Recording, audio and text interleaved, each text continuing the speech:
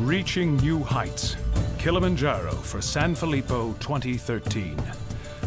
Take a step with us. After 14 years of perseverance and promising work, we at the San Filippo Children's Research Foundation face dual peaks in our fight to end San Filippo syndrome, a degenerative, terminal children's disease that takes the lives of thousands of kids around the world and devastates the families who love them. One of those peaks is a medical summit. Our research efforts to date have brought us to the point where we are only steps away from the start of human trials, an enormous milestone in our journey. These trials bring us one giant step closer to finding a treatment and ultimately a cure for our precious San Filippo children. The other peak is a physical and symbolic one. Our brave expedition team of 26 climbers will soon ascend Mount Kilimanjaro to raise funds that will help San Filippo researchers reach their goal. Our goal is to raise $160,000 that will fund a special project for 2 years that will help us conduct human trials on San Filippo syndrome. And we are very close to finding a significant breakthrough. Our foundation is still forced every year to turn down many promising research proposals. And without an influx of funds, we will never reach that next step, human trials. And hopefully, this Kilimanjaro expedition will help us get to the top. Throughout the last 14 years, running the San Filippo Children's Research Foundation has been a lot like putting this expedition team of climbers together. What has impressed Elizabeth and I is the expectations of success of each one of the climbers. Over the years, our supporters have shown such faithfulness, determination, sacrifice, and amazing support. This climb is the physical embodiment of our climb as a foundation. Let's hear from some of the San Filippo researchers and climbers who are, together, reaching new heights in medical research. My team has been working on developing a gene therapy for MPS IIIB in the last 12 years. So we've been making stepwise progress all the way along, and we finally developed this gene delivery approach using a virus as a vector to restore the gene missing in the disease. This new approach, we could just do a simple IV injection, one injection, and to extend the lifespan of the mice we treated and correct the behavior functions. And if we can translate to the situation in patients, it just means we can improve the quality of life of the patients and the families. And we are very excited because we think we're ready to move forward for clinical trials in patients with MPS IIIB. Reaching the top of the mountain and doing that for San Filippo, that's even more amazing. Personally, I hope to make it to the top of the mountain. As a group or a team, I hope that we raise enough money to flood the researchers with the money they need to do the research. Heart disease has had billions of dollars spent over the last decades, and as a result, what we do today is unrecognizable from what happened a few years ago. And the mortality from heart attack is reduced enormously. Unfortunately, there are other conditions, and San Filippo syndrome is one of them, that are just as lethal but don't get the resources spent on them because they're not as common.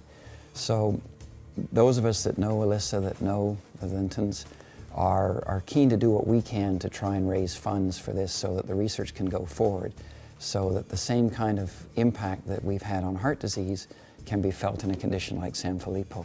Yeah, and it's also just a really competitive thing. I really want to beat them to the top.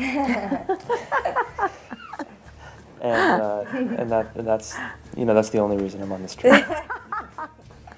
My goal with this trip is to help others in my circle of friends and family that are not aware of the San Filippo Children's Research Foundation to become aware. So there's so many of these diseases that only a few kids have, that people don't know about.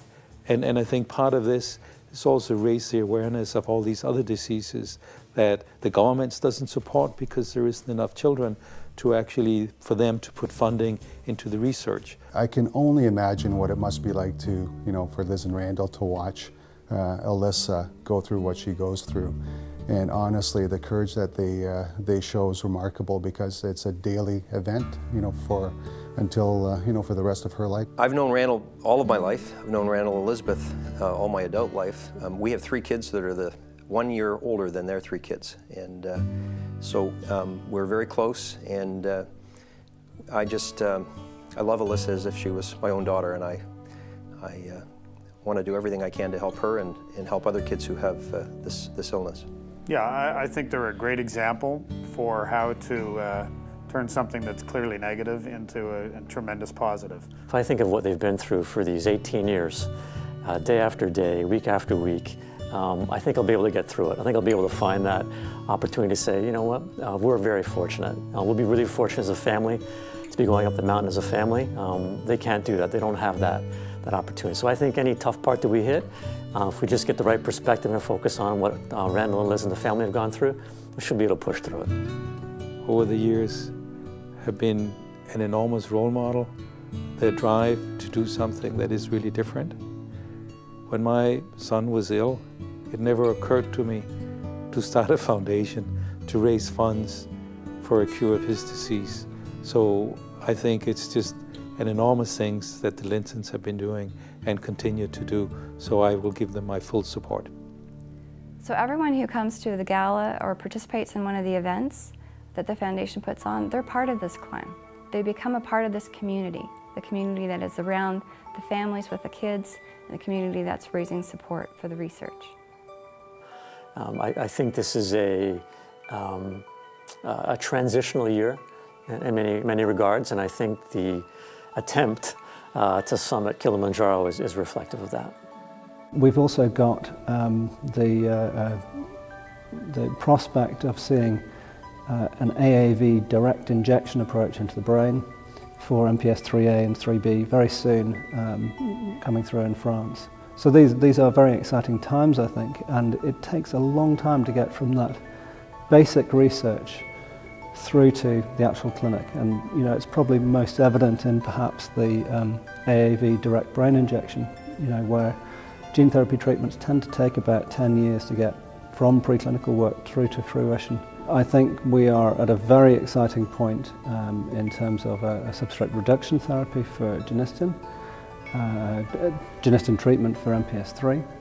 Our mouse data is very, very encouraging, and we should move forward into clinical trial as soon as possible with this, really. I think it will be something that we draw on each other's strength. I think that as a team, we're all there for the same purpose. The first thing I do when I get to the top of the mountain is I'm going to do a 360 view all around me of Tanzania and Kenya, and think just, wow, what an incredible world that God has created. When we reach that summit, my biggest thought is going to be, I hope my batteries in my camera don't die. That's my biggest thought. But on the mountain, we're going to have to be okay if we don't get to the top. If we don't achieve the goal that we're hoping for. But when it comes to this, the long journey of finding a cure for Sanfilippo syndrome, I don't think there is that option. I don't think that the Lintons have been thinking that, and they're going to keep persevering. It's not we go back down. I was reading the other day that wonderful story in the Old Testament where Moses goes to the top of Mount Nebo and sees the far-off land. And of course it was famously quoted by Martin Luther King, "I've seen the promised land." And I'm sure that parents of children with Sanfilippo syndrome have seen the promised land, a year and a day and a time when this will not be the death sentence that it is today. And that's what you get from the mountaintop. You see the distance, and you see the promised land. So we need to push that last day, that last 1,000 feet or whatever it is, to get a treatment and a cure that can be administered to these children. And I think those are some of the thoughts that are going to go through my head as I get to the top.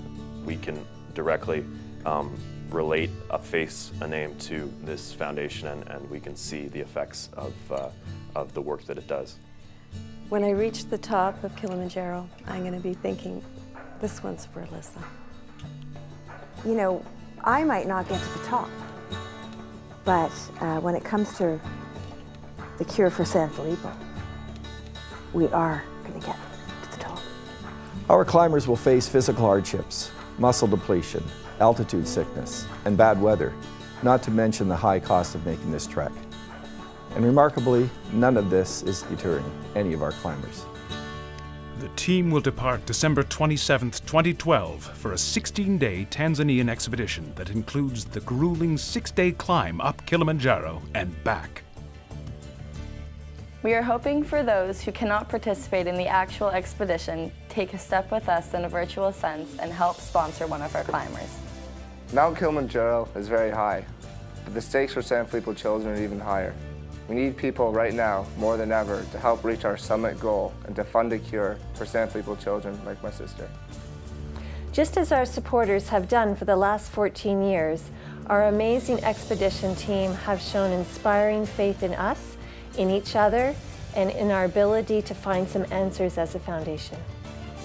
Our family and all Sanfilippo families are forever grateful to all of our supporters for that faith. Kilimanjaro for Sanfilippo in 2013. We're reaching new heights. But we need you.